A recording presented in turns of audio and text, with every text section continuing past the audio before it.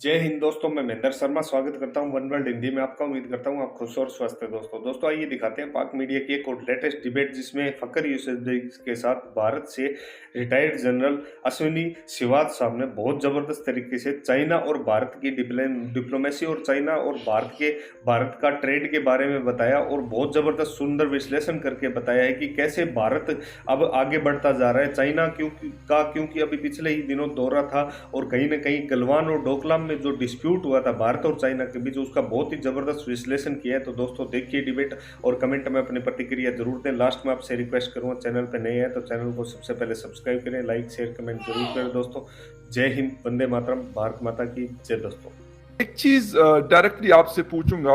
वांग यी इस वक्त न्यू दिल्ली का उन्होंने दौरा किया है।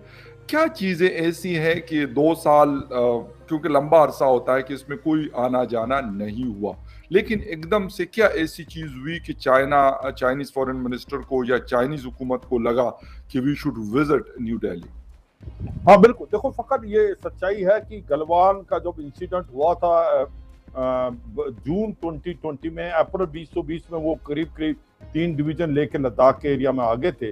मगर जहां गलवान का मुठभेड़ हुई, जहां पर 20 जवान भारत के शहीद हुए और काफी हद तक करीब करीब 100 चीन के भी सैनिक मारे गए थे, उसके बाद काफी जो रिलेशनशिप में खटास पैदा हुई थी। आपस में कोई एक दूसरे कंट्री में नहीं गए।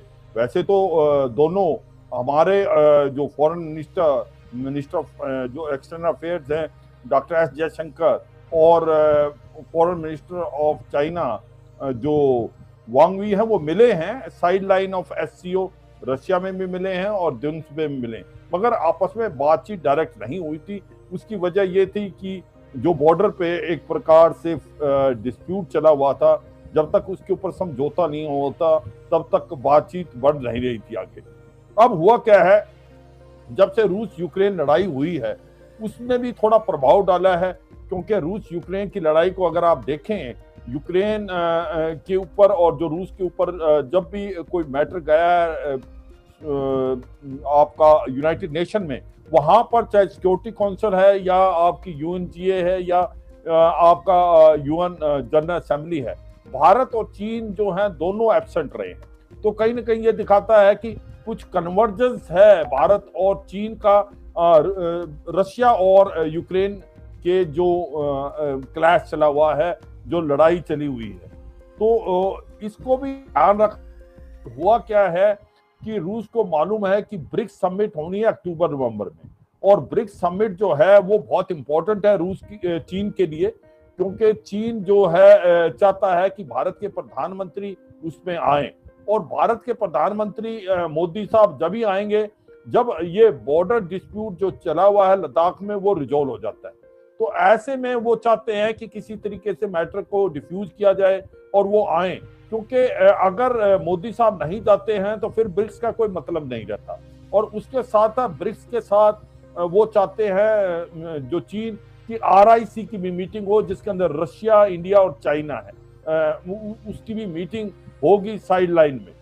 तो इसको मद्देनजर रखते हुए वो अभी दौरा साउथ एशिया का कर रहे थे। जैसे आपने ठीक बताया, पहले वो इस्लामाबाद गए, वहां पर उन्होंने OIC की मीटिंग को भी अटेंड किया as a observer and as a guest. फिर वो काबुल गए, फिर वो भारत में आए और फिर वो यहाँ से नेपाल गए। ये भी सच है कि उन्होंने एक कुछ कमेंट पास किया है OIC मीटिंग के अंदर, जो कि भारत के जम्मू और कश्मीर के बारे में, और हमने शार्पली इस पर रिएक्ट किया है। हमने बताया है कि जम्मू और कश्मीर भारत का अटूट अंग है और आपका कोई लोकल स्टैंडर्ड नहीं है उसके ऊपर बातचीत करने पे। और इसका इफेक्ट क्या हुआ है कि जब वो आए हैं तो उनको कोई खास अच्छा रिस्पॉन्स नहीं मिला, बड़ा ल्यूक वार्म रिस्पॉन्स मिला है। और वो सोच रहे थे शायद हो सकता है, क्योंकि फॉरेन मिनिस्टर हैं चीन के, हो सकता है उनकी मुलाकात भारत के प्रधानमंत्री से भी हो, क्योंकि उन्होंने ये कमेंट पास किया जो कि बिल्कुल हमको पसंद नहीं था, और भारत ने इसके ऊपर बड़ी सख्त प्रतिक्रिया की। तो ऐसे में भारत के प्रधानमंत्री भी उससे नहीं मिले और ये बातचीत चली। वो कल आए थे और आज चले गए हैं। तो कुछ उसके ऊपर जो डेवलपमेंट हुई है वो मैं आगे बताऊंगा जब आप अच्छा, जन साहब एक चीज और है, मतलब जो इंडियन हुकूमत है उन्होंने कहा है कि जब तक यानी हमारे और आपके बॉर्डर्स पे, यानी चाइना और हिंदुस्तान के बॉर्डर्स पे अगर टेंशन जिस तरीके से फोर्सेस डिप्लॉयड हैं, तो कहते हैं कि माहौल साजगार नहीं है बातचीत के लिए और हालात मामूल पे नहीं आ सकते। तो इस पे चाइना का क्या रिस्पॉन्स हो सकता है इन फ्यूचर? क्या वो रिवर्स कर सकते हैं अपने फौजों को, या ऐसा कोई प्लान नजर नहीं आ रहा? हाँ, तो बिल्कुल देखो हो क्या रहा है कि पहले तो आपने जब बोला था डोकलम डोकलम 2017 में हुआ था, उससे यस, 2017 से पहले नहीं, बिल्कुल ठीक है फकत 2017 से पहले ये सोचा था कि भारत और चीन के बीच में उस समय एक $100 बिलियन से ज्यादा का ट्रेड था। भारत एक बहुत बड़ी मार्केट थी चीन के लिए। तो भारत और चीन के बीच में कभी भी लड़ाई जैसा माहौल नहीं होगा ऐसा सोचा गया, मगर पहले डोकलम हुआ और फिर लद्दाख हुआ। तो अब ये साफ हो गया है कि ऐसा नहीं है कि अगर हमारा ट्रेड 122 बिलियन डॉलर से ज्यादा होगा, लड़ाई जैसे हालात हो सकते हैं भारत और चीन के बीच में, और ऐसे में भारत जो है अभी चौकन्ना है। तो अब जिस प्रकार से वो 3 डिवीजन लेके अभी आए हैं और भारत ने भी 3 डिवीजन प्लस लगा दी और एक मिरर इमेज डिप्लॉयमेंट है आज की तारीख में। 15 हमारी कोर कमांडर की मीटिंग हो चुकी है, सीनियर कमांडर मीटिंग, मगर पार्शियल सक्सेस मिली है।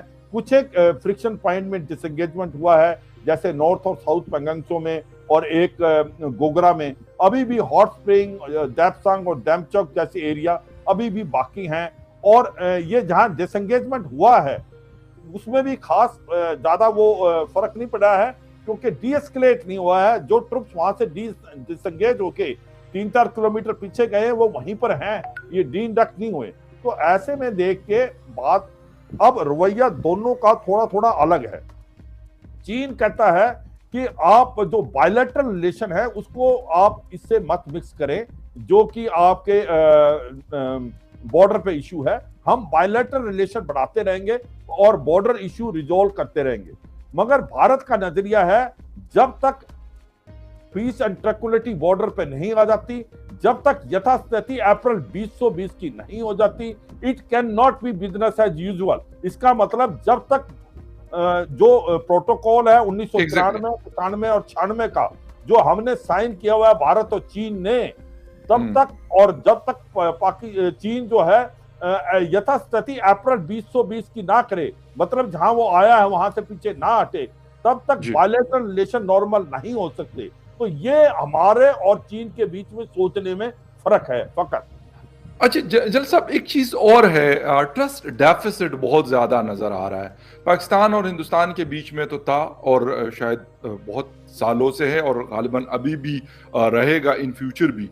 लेकिन चाइना और हिंदुस्तान के बीच में ठीक है, हम 67 में जंग भी हुई, सारा कुछ हुआ, लेकिन उसके बाद हालात नॉर्मल हुए।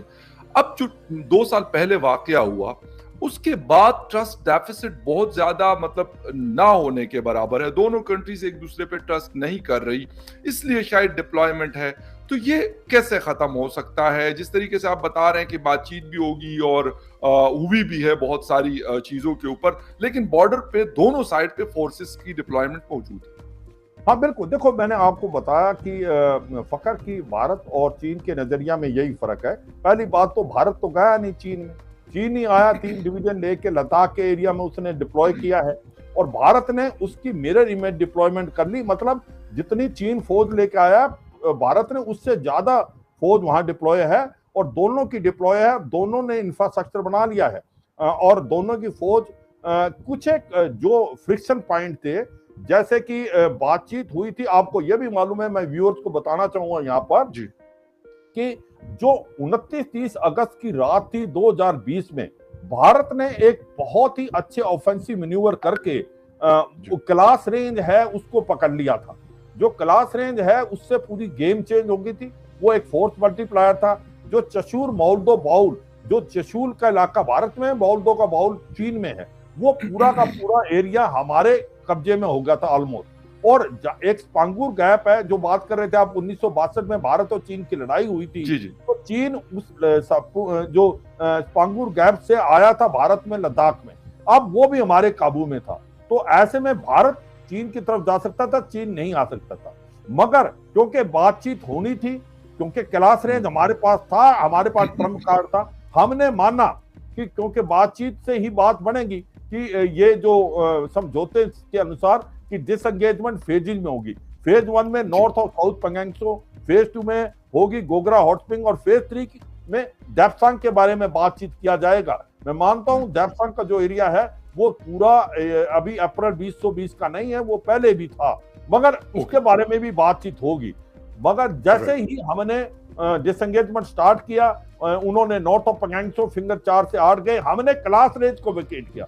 मैं उसको इसलिए बता रहा हूं व्यूअर्स को क्योंकि क्लास रेंज एक ट्रम्प कार्ड था भारत के पास, भारत ने उसको ऑक्यूपाई करने से चीन बड़े प्रेशर में था। हमने विश्वास करके कि चीन ने जो एक प्रकार से विश्वास दिलाया है कि फेजेज में होगी, फेज 2 में वो हॉट स्प्रिंग और गोगरा से जाएंगे और फिर डेप्सांग के बारे में बात होगी, वो नहीं किया। जैसे हमने क्लास रेंज वेकेट किया तो जो फेज 2 के अंदर उन्होंने गोगरा तो कर लिया बड़ी मुश्किल से, हॉट स्प्रिंग में अभी भी नहीं गए हैं। तो मेरा मतलब यह है कि वो ट्रस्ट डेफिसिट चीन की तरफ से ज्यादा है। चीन जो है कहता है वो कुछ और है।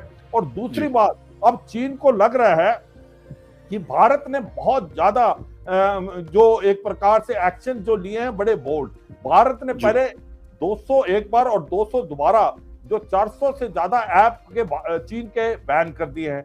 डायरेक्ट इन्वेस्टमेंट भारत के अंदर बड़ी कम हो गई है। कुछ एक लोग बोलते हैं कि भाई आप ऐसा करो, मगर आपका ट्रेड तो बढ़ रहा है, 120 डॉलर पहुंच गया।